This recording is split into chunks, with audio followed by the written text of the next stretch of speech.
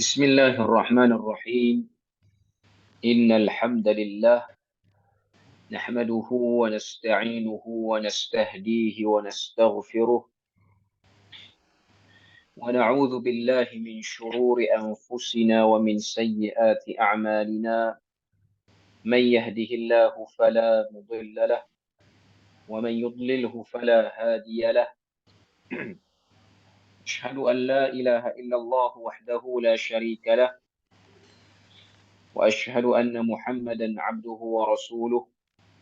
يا أيها الذين آمنوا اتقوا الله وقولوا قولا سديدا يصلح لكم أعمالكم ويغفر لكم ذنوبكم ومن يطع الله ورسوله فقد فاز فوزا عظيما.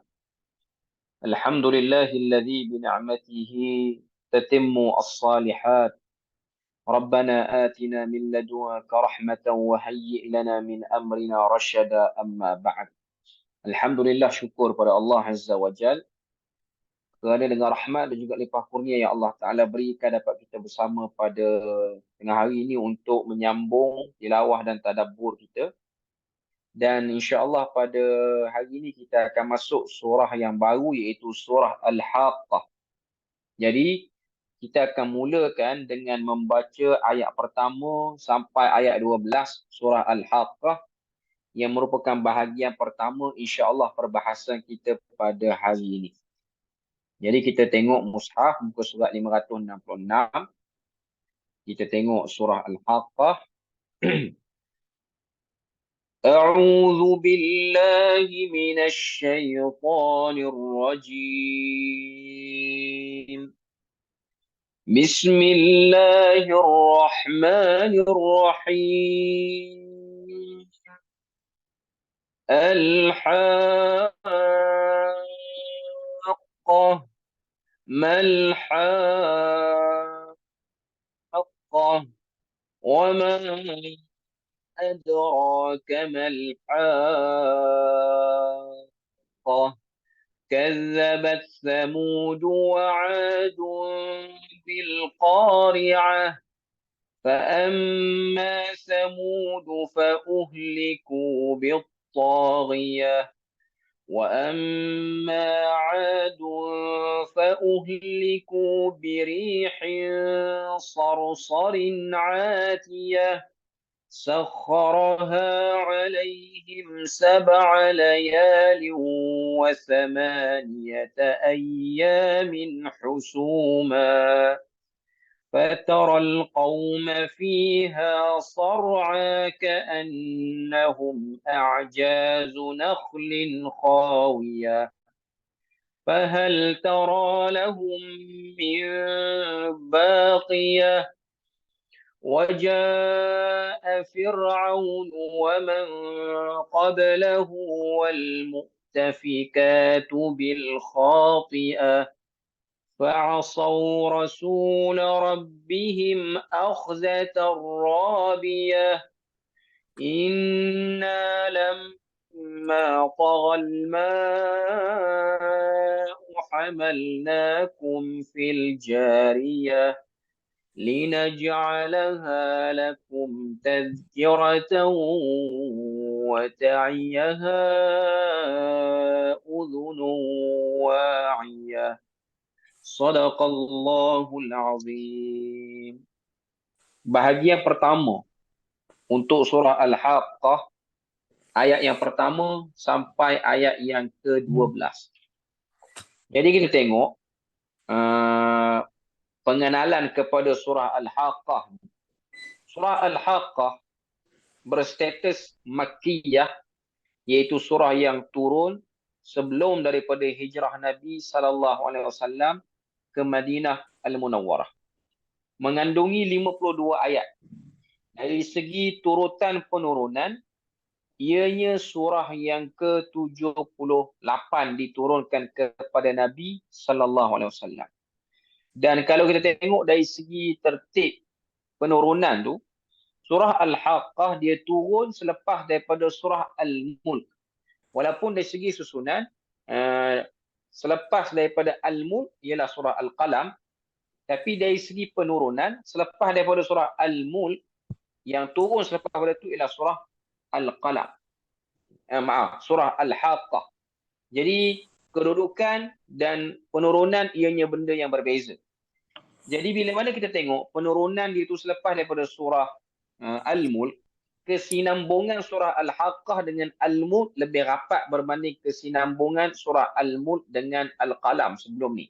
Tapi walau macam mana pun, Al-Mulk, Al-Qalam dan juga Al-Haqqah sudah pasti mempunyai kesinambungan ataupun persamaan tema, iaitu cerita tentang hari kiamat.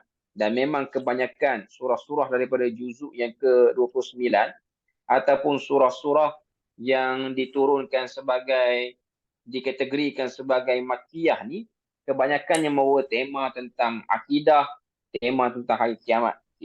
Jadi kita tengok bahagian pertama. Bahagian pertama ni, ayat 1 hingga 12.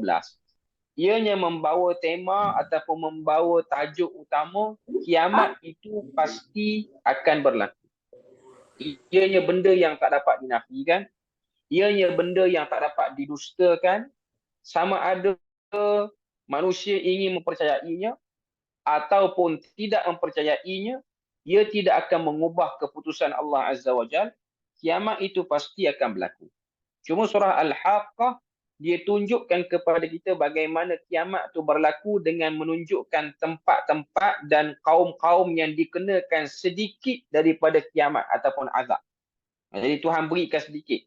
Jadi Tuhan nampakkan pada bahagian pertama ni, ayat 1 sampai 12 ni, ialah apa yang kena pada kaum Samud, apa yang kena pada kaum Ad, apa yang kena pada Fir'aun, apa yang kena pada Nabi Nuh, sebagai bukti-bukti Allah Ta'ala mampu menghancurkan bumi ni dengan kiamat.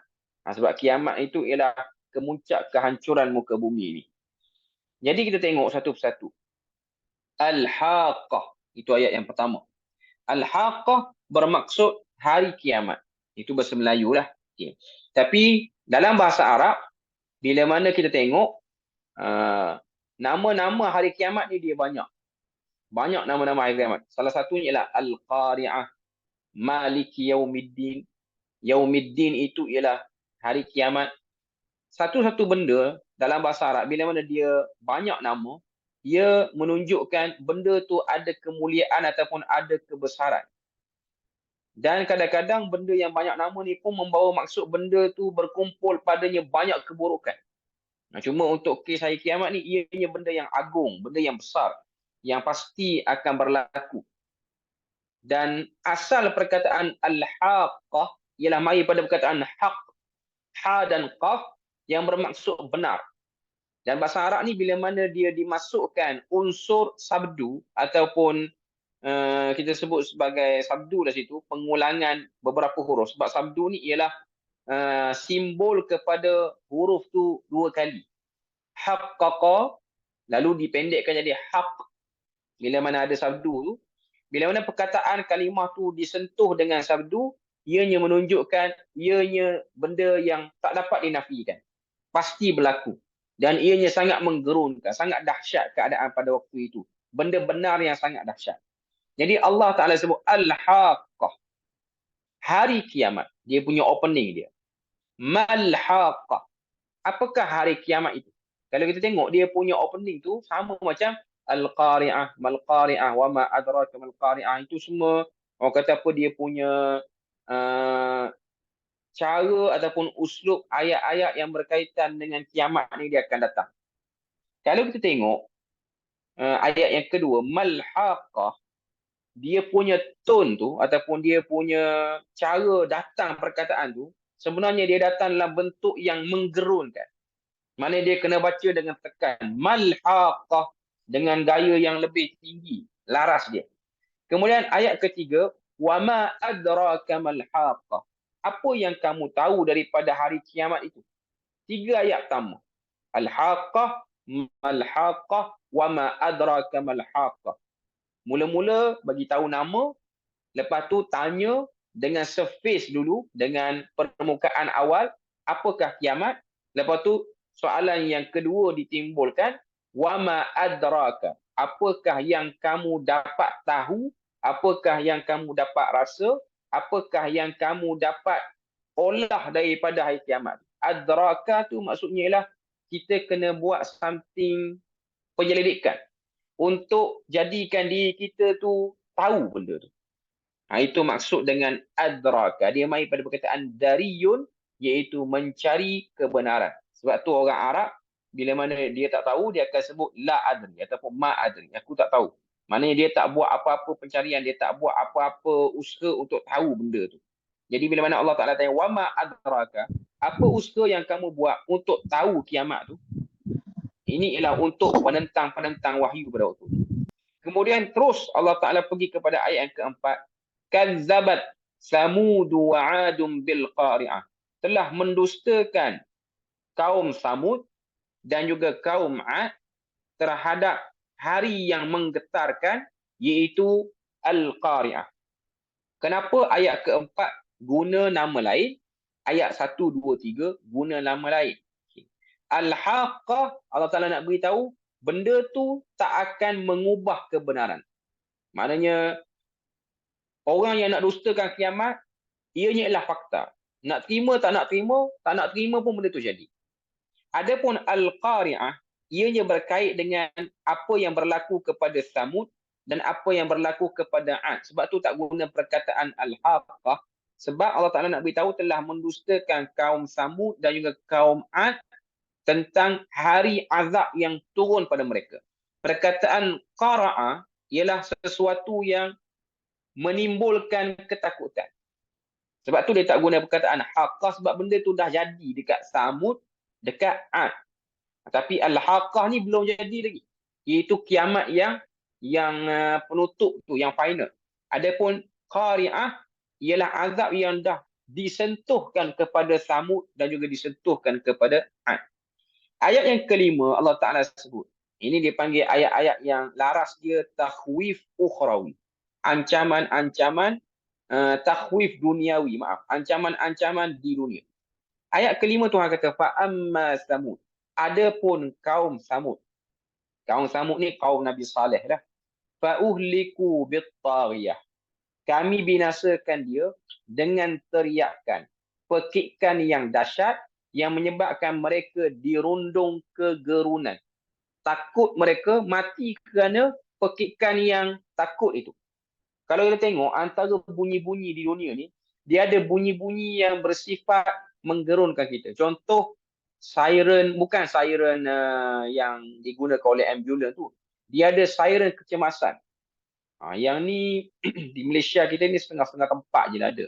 Cuma kalau tengok di negara jiran macam Indonesia ni, kalau kawasan-kawasan gempa bumi, kawasan tsunami ni, dia ada siren tu, bila mana dia bunyi, kita tak boleh duduk dengan tenang. Tak ada orang boleh duduk dengan tenang. Itu sangat-sangat sikit berbanding apa yang kena pada kaum Samud.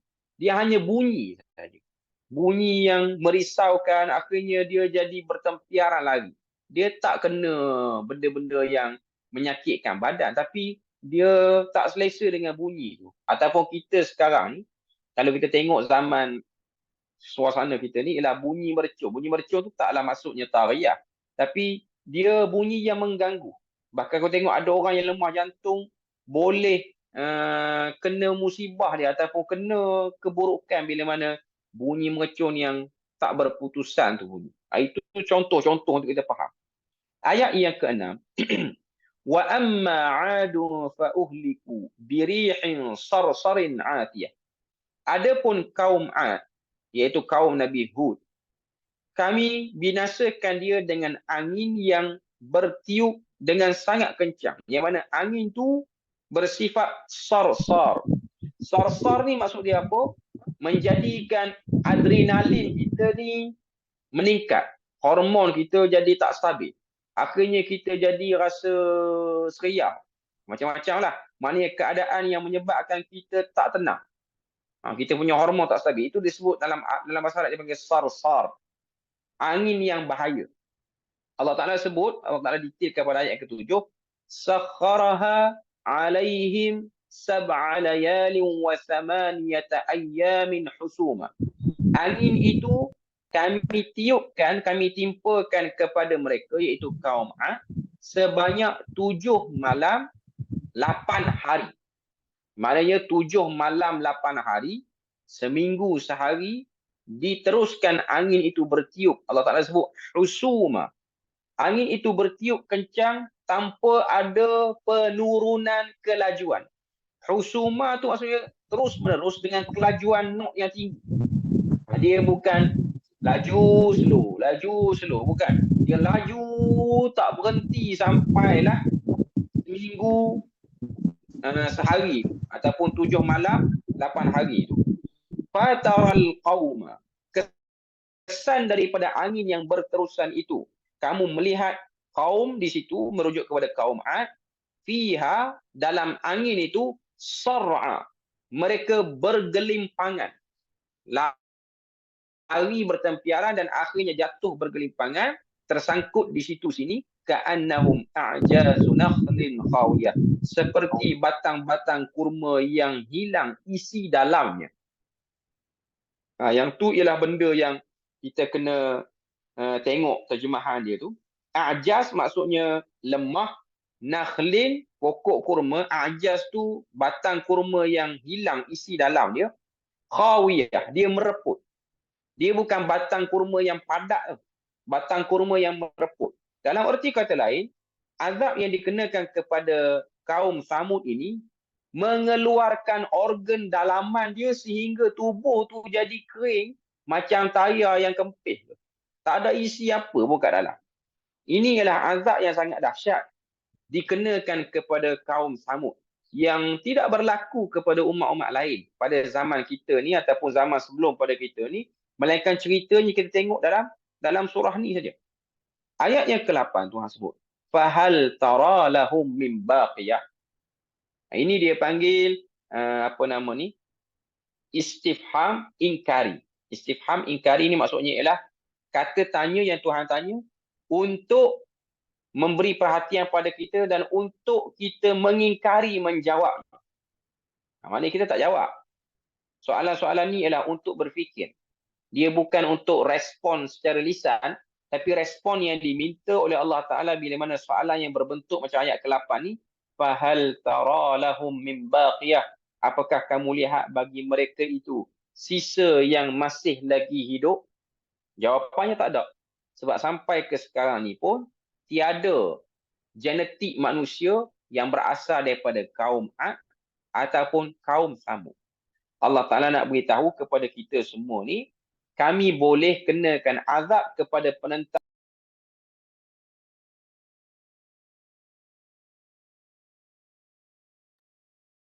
pada mereka.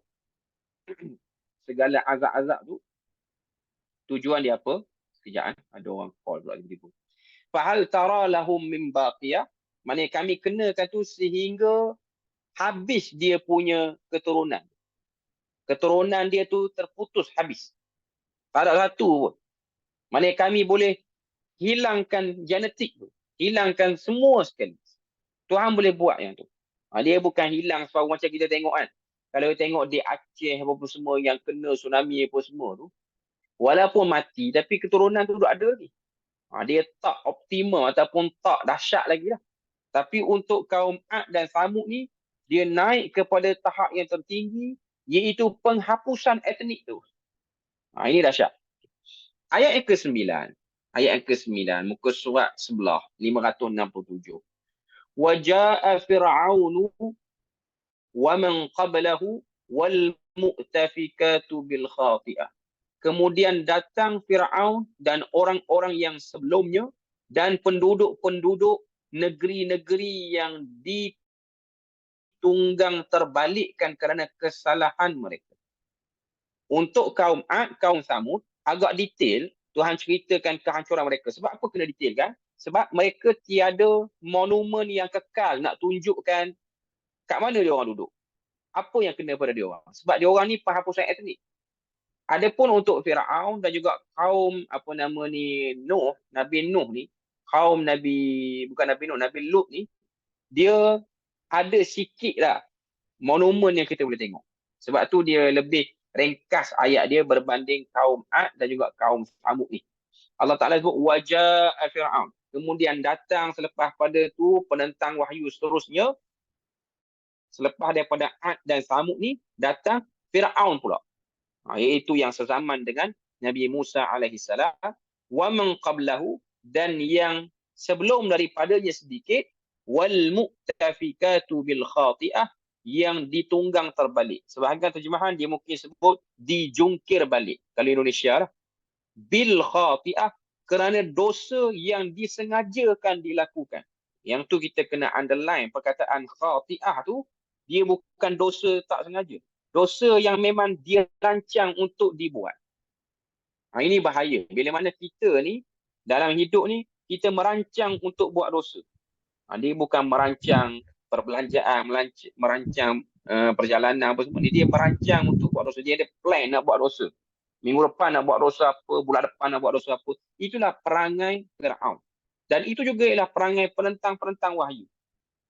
Bila mana Tuhan cerita pada kita tentang sikap mereka ni, iaitu khati'ah, peminat pelaku dosa, ia je nak beritahu pada kita bahawasanya manusia spesies macam ni yang minat buat dosa ni, yang terbuka buat dosa, memang wujud.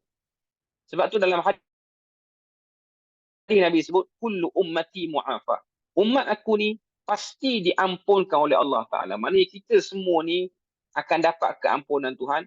Illal mujahid. Kecuali yang bila mana dia buat dosa, dia tunjuk dekat orang. Ataupun dia cuba tunjukkan betapa terperincinya dosa. Sebab tu bila mana kita dah insaf daripada dosa-dosa yang lama, tak perlu untuk kita buka balik cerita tu, untuk kita kenang balik. Kita benamkan dia dengan harapan Allah Ta'ala ampun. Cuma kita berwaspada supaya kita tidak menjatuhkan diri kita ke lembah-lembah yang buruk lagi. Kemudian Allah Ta'ala sebut sebab kenapa mereka diazab. Itu pada ayat ke-10. Kenapa yang sakkan sangat kena azab ni? Azab yang teruk ni, sampai hilang organ dalaman, sampai penghapusan etnik, sampai mati tenggelam, sampai tempat tinggal tu diterbalikkan. Ini azab-azab yang dikenakan. Dia macam kiamat kecil untuk mereka. Puncanya ialah fa'asaw rasula rabbi. Mereka derhaka utusan Tuhannya. Okay. Perkataan asaw, kalau kita tengok, asa ni ialah derhaka kepada orang yang tidak setaraf dengan kita. Ini benda yang kita kena ambil perhatian. Sebab penentang-penentang wahyu ni, punca diorang engkar Rasul diorang kerana diorang rasa Rasul itu ialah orang bawahan. Rasul itu ialah orang biasa. Makan macam kita, berjalan macam kita, tak nampak hebat pun. Bahkan ada sebahagian Nabi dan Rasul ni, membaca pun tak reti, menulis pun tak reti. Kerja pun kerja biasa je. Kerja gembala kambing, kerja benda-benda yang lekeh di pandangan mata diorang. Jadi diorang memilih untuk meremehkan. Sebab tu, punca dan ujian yang besar dalam hidup kita ni, bila mana kebenaran datang daripada orang bawahan, ianya berat untuk diterima. Sebab tu kalau kita cuba fikir, kalau kita hidup di zaman Nabi, sama ada zaman Nabi Muhammad ataupun zaman Nabi-Nabi terdahulu, kita tak boleh senang-senang mendabik dada, saya tak mungkin kot lawan Rasul. Kita lahir di dunia ni dalam keadaan orang dah besarkan Rasul. Kita nampak orang muliakan Rasul. Tapi berbeza untuk orang yang sezaman dengan Nabi dan Rasul, mereka tak nampak Rasul tu hebat. Mereka nampak Rasul tu biasa. Dia bukan orang kenamaan yang dimuliakan. Dia bukan orang yang dibuat majlis khusus bila mana dia datang. Tak. Dia orang biasa. Sebab itulah bukan mudah juga kita ni nak cuba adapt dengan realiti keadaan Rasul tu hidup. Kalau kita ni hidup sezaman dengan Nabi pun, kita mungkin terkena propaganda untuk menjadi golongan yang merendahkan dia. Sebab tu Allah Ta'ala sebut asaw. Asa ni maksudnya derhaka pada orang yang rendah kedudukannya. Fa'akhadhahum akhzatar rabiyah.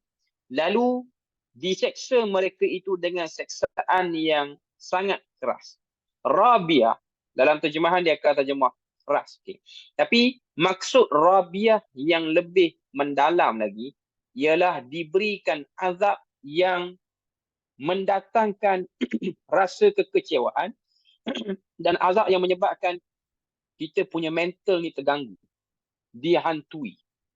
Badan dah sakit kena azab, lepas tu dia didatangkan rasa bersalah yang sangat dalam sehingga kita ni terkesan betul-betul dengan rasa bersalah tu.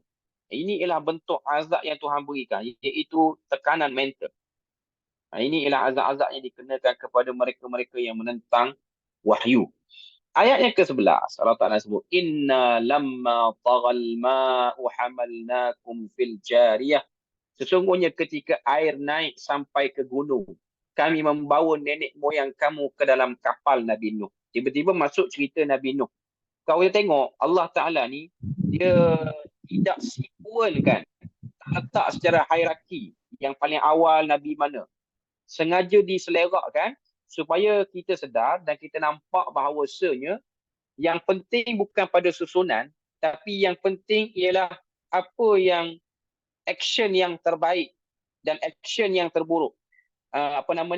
Sikap yang terbaik dengan sikap buruk bila mana menghadapi wahyu. Sebab kaum Samud, mereka ni ialah kaum yang keluar daripada kaum Nabi Nuh yang selamat atas kapal tu.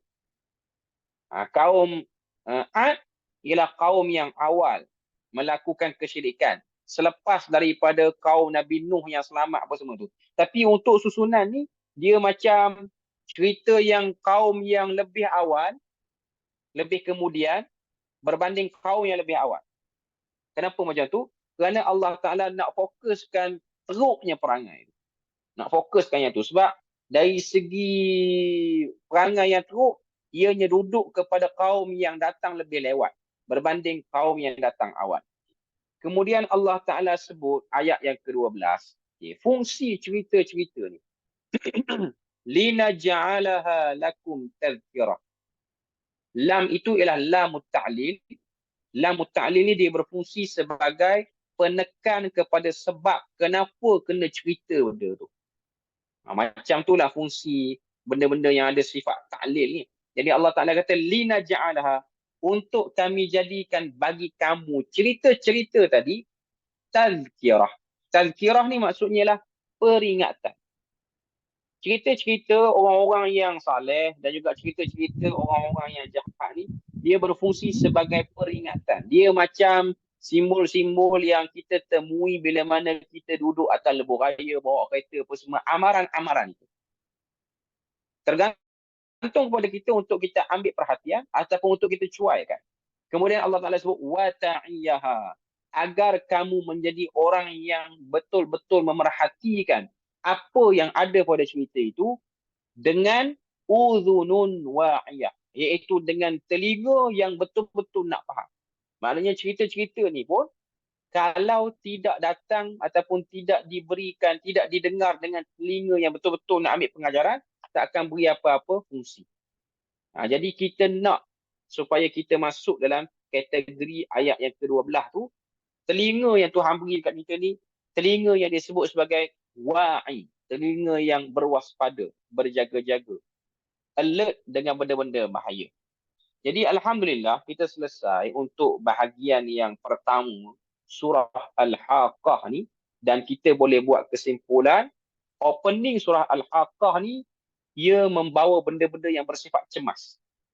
Dia beritahu pada kita apa yang boleh mengundang azab yang dekat di dunia ni, sebelum datang azab yang lebih berat dan lebih bahaya dan menakutkan di akhirat. Dan dia nak combine dengan surah Al-Mulk, bagaimana manusia tersilap dalam mencari berkat, maka turunlah azab. Azab itu lawan daripada berkat. Berkat itu ialah kesejahteraan, keselamatan. Azab itu ialah kekacauan, kebinasaan, keadaan tak selamat yang akan turun kerana mencari berkat dengan cara yang salah, termasuklah mengingkari Rasulnya. Wallahu a'lam. Kita pun dah pukul 12. Jadi saya buka kepada soal jawab kalau ada, dan juga perkongsian untuk mengembangkan kita punya perbincangan pada tengah hari ini. Dipersilakan.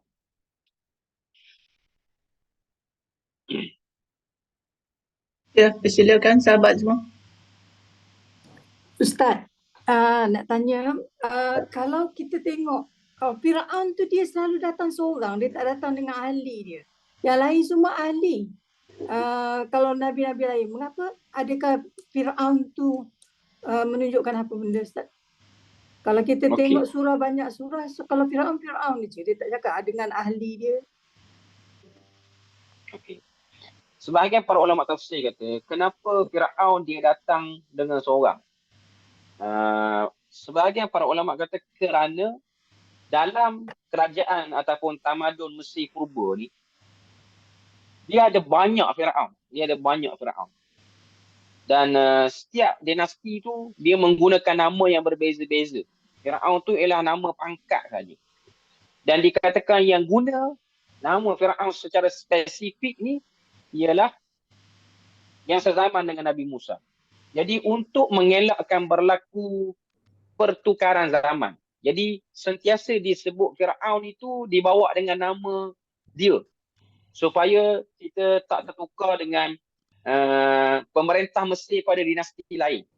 Itu antara sebab. Sebab kaum Samud dia tiada kesinambungan pemerintahan seperti mana Firaun ataupun tamadun Mesir purba ni. Sama juga dengan kaum Nabi Nuh. Tapi untuk Mesir ni dia ada kesinambungan. Sebab kalau kita baca surah Yusuf, Mesir dah ada pemerintah. Sebab tu dalam surah Yusuf, pemerintah Mesir dinamakan dengan Malik yang zaman Nabi Yusuf. Sebab Nabi Yusuf lagi awal pada Nabi Musa. Tapi zaman Nabi Musa, pemerintah Mesir namanya Firaun. Sebab Mesir ni dia ada banyak fasa-fasa pemerintahan, termasuklah kesinambungan family Firaun tu sendiri. Dia ada fasa-fasa, bahkan ada sebahagian pengkaji sejarah mengatakan Firaun yang mutaakhir selepas hancurnya Firaun yang sezaman dengan Nabi Musa ni, yang tu lebih pro kepada Islam. Bahkan ada yang mengatakan, tapi tak pastilah benar ataupun tidak fakta ini, dikatakan ada dalam dinasti Mesir purba ni yang selepas daripada matinya Firaun yang mengaku Tuhan tu, mereka menerima syariat Nabi Musa secara keseluruhannya. Wallahu a'lam. Tuan, maknanya Tuan nak tanya, maknanya Firaun ni adalah nama saya, bukannya spesifik seorang Firaun tu, yang Firaun zaman Musa. Ya, itu ialah nama dia. Nama yang dia masyhurkan diri dia dengan nama itu. Oh, nama dia ada nama lain lah, Ustaz? Dia ada nama lain. Okey, terima kasih, Ustaz.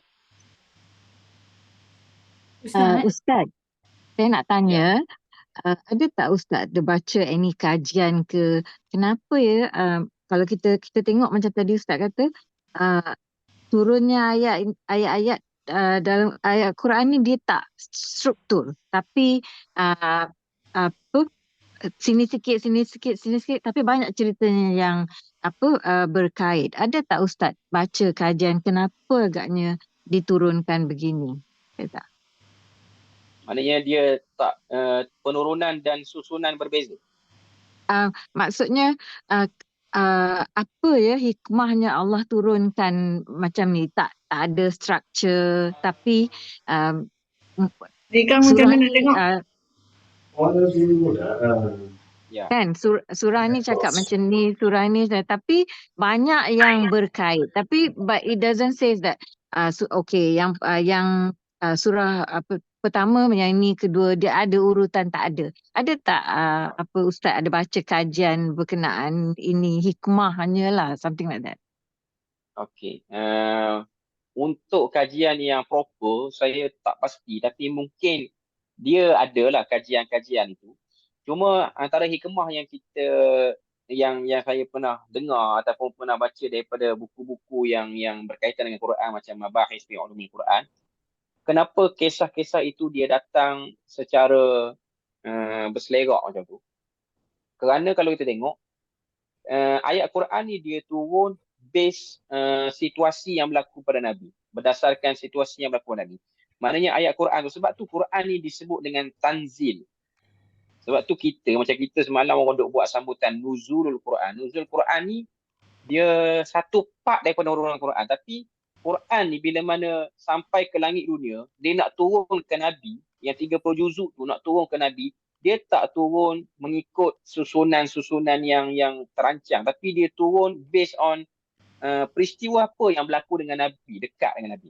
Sebab tu kita akan tengok satu surah dia punya berselerak turun tu kadang-kadang ada fasa Madinah, ada fasa Mekah apa semua.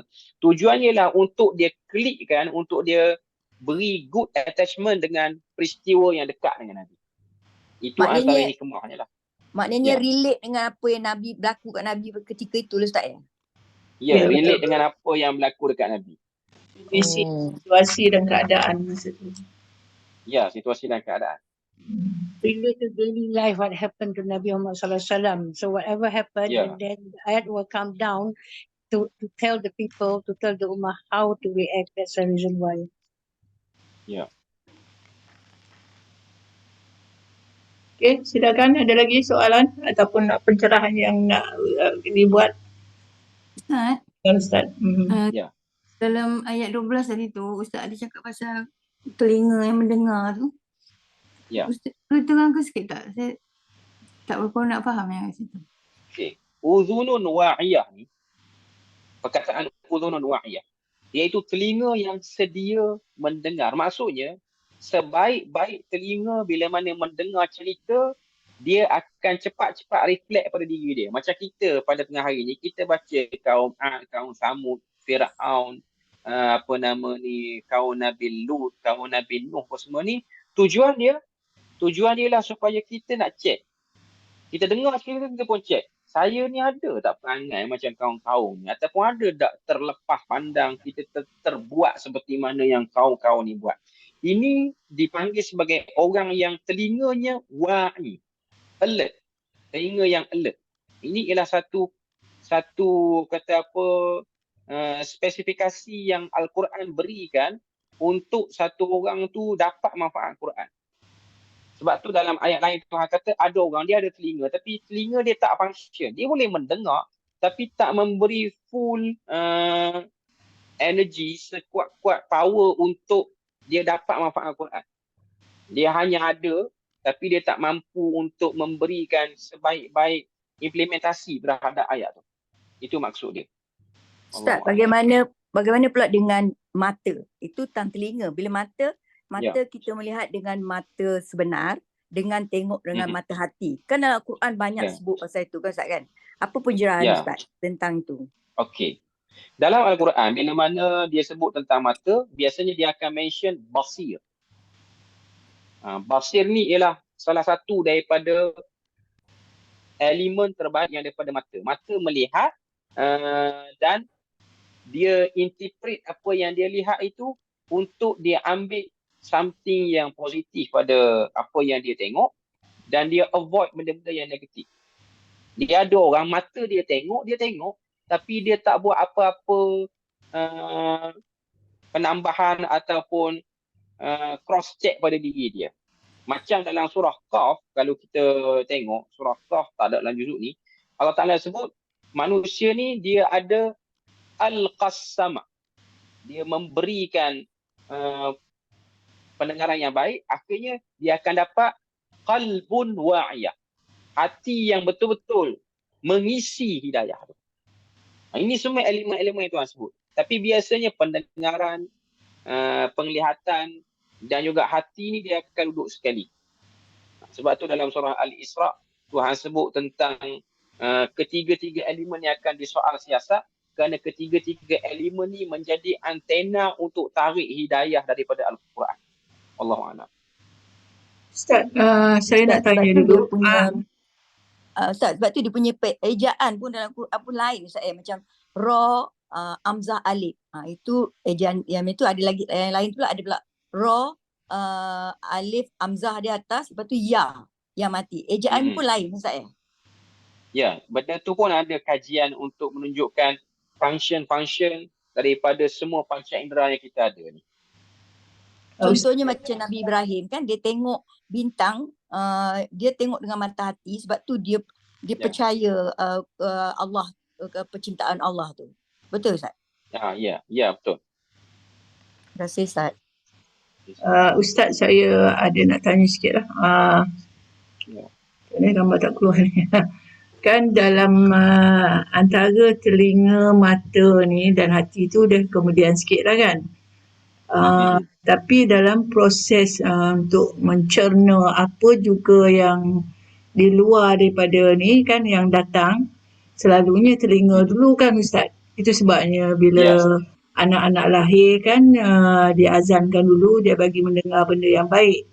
Jadi daripada itu sebab ada ayat-ayat yang dalam Al-Quran dia akan sami'na wa ata'na kan macam tu. Ada yang yang sam'a dulu baru basir kan.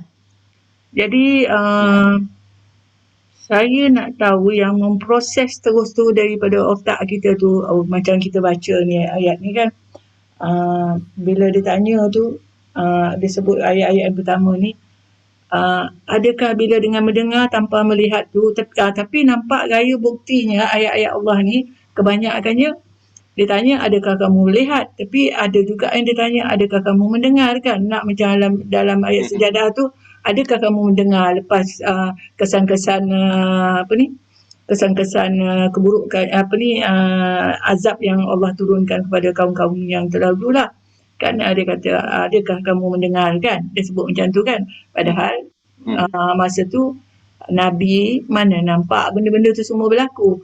Maknanya dalam penelitian saya lah, telinga akan memproses dululah apa yang dengar dan telinga akan membuat apa kesimpulan dan mereflect balik apa yang Allah nak cakap tu kepada diri kita kan. Terutamanya ni macam dia tanya ni macam bilakah azab ni berlaku, dia macam mengejek apa semua kan. Lebih kurang macam tu lah. Saya just add on lah, tapi tak betul tak tidak, tak tahulah pandangan saya tu. Secara umumnya benda tu memang ada base teori dia dalam bab berinteraksi dengan Quran. Dia sama macam surah Al-Fil. Kalau kita tengok, surah Al-Fil itu pun peristiwanya dah berlaku, tapi Nabi tertinggal peristiwa tu sebab Nabi waktu tu pasal baru nak dilahirkan. Kita tengok alam tara kaifa fa'ala alam tara kaifa fa'ala rabbuka bi ashabil fil. Tidakkah kamu lihat? Lihat tu dengan mata. Macam mana kami buat kepada ashabul fil. Tuhan suruh tengok dengan mata. Tapi macam mana nak tengok, peristiwa dah selesai dah. Peristiwa dah tak ada. Ayat tu turun pada Nabi. Jadi Nabi kena menggunakan kaedah sima'i. Pergi cari orang tua yang lama di Mekah, tanya. Apa cerita Abraham? Tapi guna macam mata. Sebab apa? Sebab kamu kena usaha tahu cerita tu seakan-akan macam kamu boleh imagine tengok benda tu. Kamu tengok Kaabah, kamu boleh agak. Macam ni dia akan masuk. Daripada ruang ni dia akan masuk. Jadi kadang-kadang penggunaan kalimah tara ialah untuk mengaktifkan as-sam'u tu double. Sebab tu guna tara, guna lihat. Itu antara hikmah-hikmah ataupun antara perbincangan yang disebutkan oleh para ulama. Wallahu a'lam. Ustaz, macam mana nak guna mata hati? Penggunaan mata hati, kalau kita tengok, yang saya nampak lah, ialah seperti mana yang disebutkan oleh Ummu Salamah. Nabi ni antara doa yang Nabi minta ialah Allahumma ya muqallibal qulub, tsabbit qalbi ala dinika wa ala ta'atik.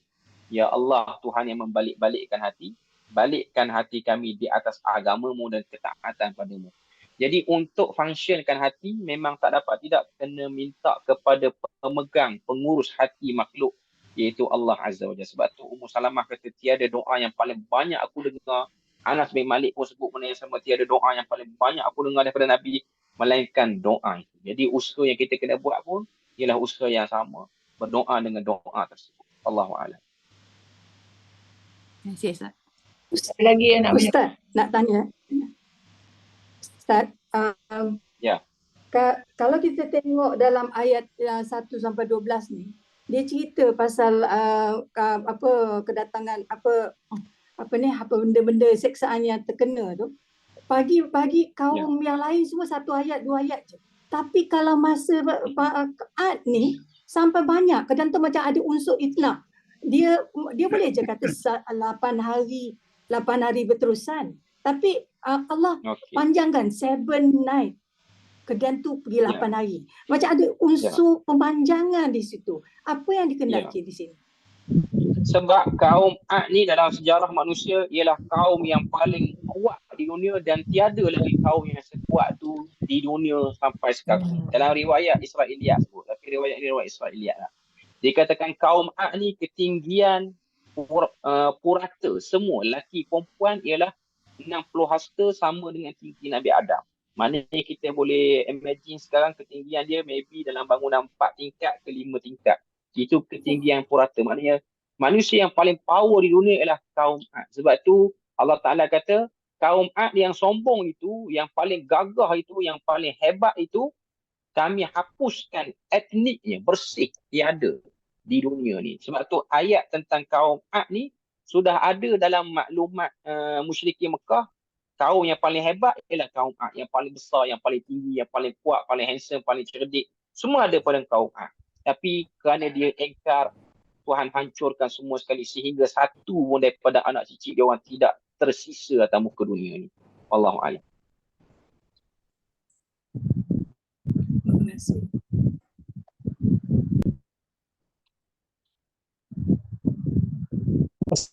Ada ini dia orang kan kaum Samud, dan dia orang ni buat bangunan yang tinggi, yang apa, yang hebat, tapi bila kena angin apa semua dah apa ni kata orang, dah dibinasakan oleh Allah Subhanahu Wa Taala. Tapi dikatakan bila kita melancong ada satu tempat tu kita masih boleh tengok dia punya bangunan yang hebat-hebat tu. Ya. Kalau tengok bangunan yang kaum Samud ni dikatakan di Al-Hijr di Arab Saudi sekarang.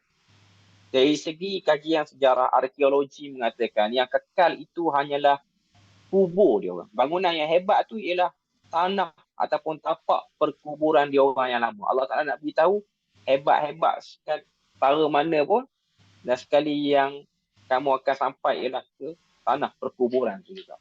Sebab bangunan-bangunan kaum Samud yang kekal tu semuanya ialah monumen perkuburan. Tiada kekal bandar dia orang, bandar terancang dia orang, semua tidak kekal. Jadi Allah Ta'ala sengaja kekalkan yang tu. Dia macam Firaun lah, piramid tu pun kubur mereka juga. Jadi nak tunjuk pada kita, yang kamu boleh tengok ialah mereka berakhir dengan kematian. Wallahu a'lam.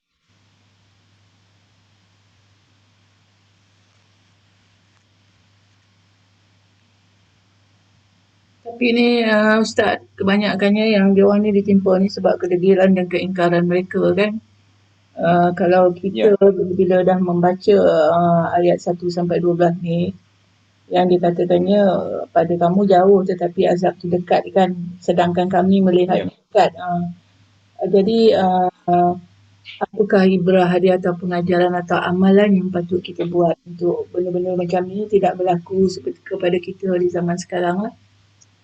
Sebab kan kadang kemungkaran sesuatu kaum tu orang yang tak berdosa pun terlibat sekali kan.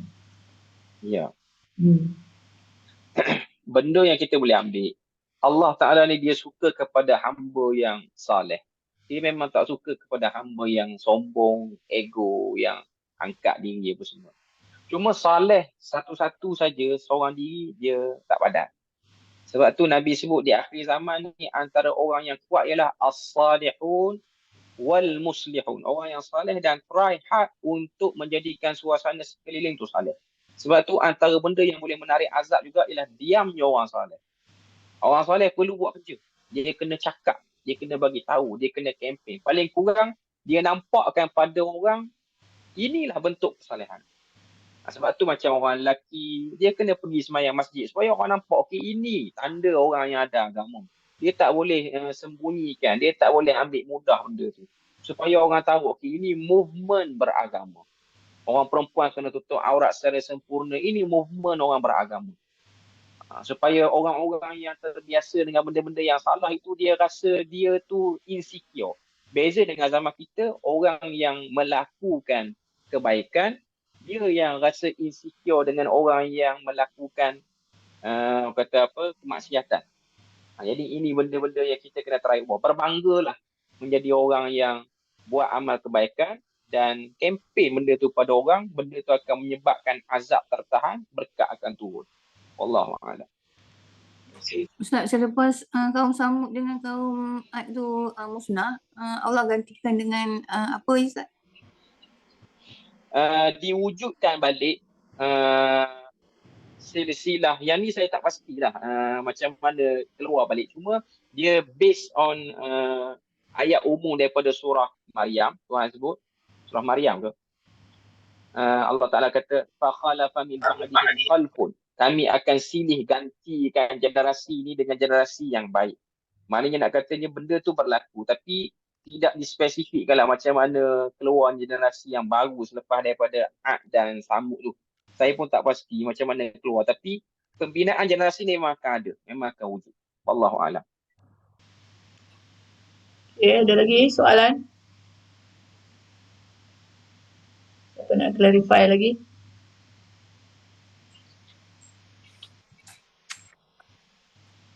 Tak ada lah? Kalau tak ada Ustaz, kita close lah. Lagi pun Ustaz pun nak pergi solat Jumaat lagi ni. Ya. Kita tutup lah ya. Jadi kita tutup. Boleh lah kita. InsyaAllah. Subhanakallahumma wa bihamdik asyhadu an la ilaha illa anta wa astaghfiruka wa atubu ilaik. ربنا ظلمنا أنفسنا وإن لم تغفر لنا وترحمنا لنكونن من الخاسرين. ربنا تقبل منا وتب علينا إنك أنت التواب الرحيم. ربنا آتنا في الدنيا حسنة وفي الآخرة حسنة وقنا عذاب النار. وصلى الله على نبينا محمد وعلى آله وصحبه وسلم والحمد لله رب العالمين.